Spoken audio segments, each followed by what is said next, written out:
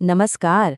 आज हम इतिहास के पन्नों से एक ऐसे शासक की कहानी लेकर आए हैं जिनका नाम शायद उतना मशहूर न हो, लेकिन जिनकी वजह से एक बहुत बड़े और शक्तिशाली राजवंश का अंत हो गया।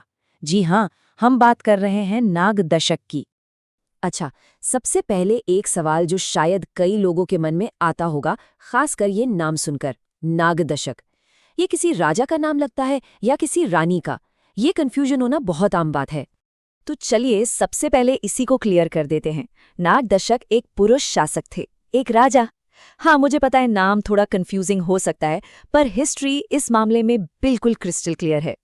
ओके, तो अब जब ये कन्फ्यूजन दूर हो गया है कि हम एक राजा की बात कर रहे हैं, तो चलिए जानते हैं कि आखिर थे कौन ये नागदशक। तो नागदशक मगध साम्राज्य के राजा थे, और सिर्फ कोई आम राजा नहीं, बल्कि अपने वंश हर्यक वंश के आखिरी शासक। इनका टाइम पीरियड था रफली 437 से 413 बीसीई। पर इनकी असली कहानी को समझने के लिए हमें इनके वंश की काली सच्चाई को जानना होगा। और यहीं से कहानी एक बहुत ही डार्क टर्न लेती है, क्योंकि जो हर्यक वंश की पहचान थी वही असल में उनके पतन का कारण बन गई।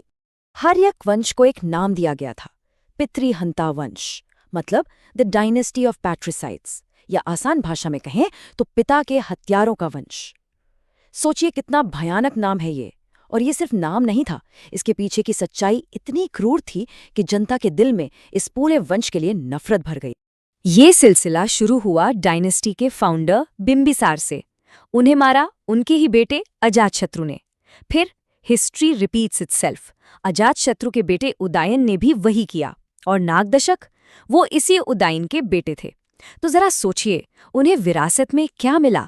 एक ऐसा सिंहासन जिसकी नींव ही खून और धोखे पर रखी गई थी। तो नागदशक के कंधों पर सिर्फ ताज का बोझ नहीं था, उन्हें विरासत में मिले थे अपने पूर्वजों के पाप और जनता का उबलता हुआ गुस्सा। और कह सकते हैं कि उनकी अपनी गलतियों ने इस आग में घी डालने का काम किया। ज्यादातर हिस्टोरियंस इस बात पर अग्री करते हैं कि नागदशक एक इनकॉम्पिटेंट रूलर थे, कमजोर, ऐशो आराम में डूबे हुए और एडमिनिस्ट्रेशन से कोई लेना देना नहीं। अब आप ही सोचिए ये कॉम्बिनेशन कितना खतरनाक हो सकता है, स्पेशली जब आपकी जनता पहले से ही आपसे नफरत करती हो।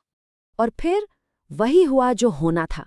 जनता के सब्र का बांध आखिरकार टूट गया। सालों से जो गुस्सा अंदर ही अंदर सुलग रहा था, वो एक बड़े विद्रोह की शक्ल में बाहर आ गया। तो अब सीन कुछ ऐसा था। एक तरफ थे राजा नागदशक, कमजोर, अयोग्य, और दूसरी तरफ थे उनकी ही एक मंत्री शिशुनाग, बहुत केपेबल और एम्बिशियस। शिशुनाग ने इस मौके को भांप लिया।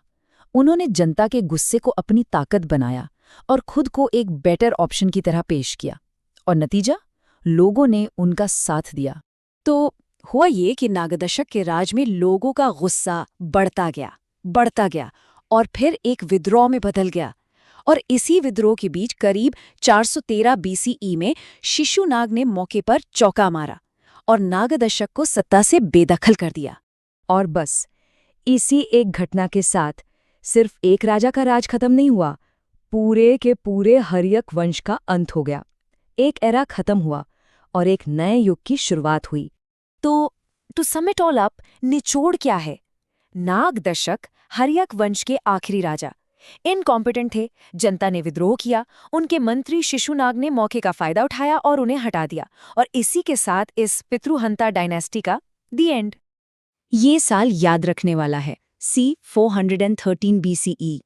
ये वो टर्निंग पॉइंट था जब हर्यक वंश खत्म हुआ और शिशुनाग वंश की नींव रखी गई। अब जाते जाते एक सवाल छोड़ जाते हैं। नागदशक का जो हश्र हुआ, क्या वो सिर्फ उनकी अपनी गलतियों का नतीजा था, या फिर वो अपने पूरे वंश के कर्मों की सजा भुगत रहे थे?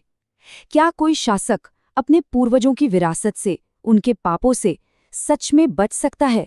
सोचिएगा जरूर।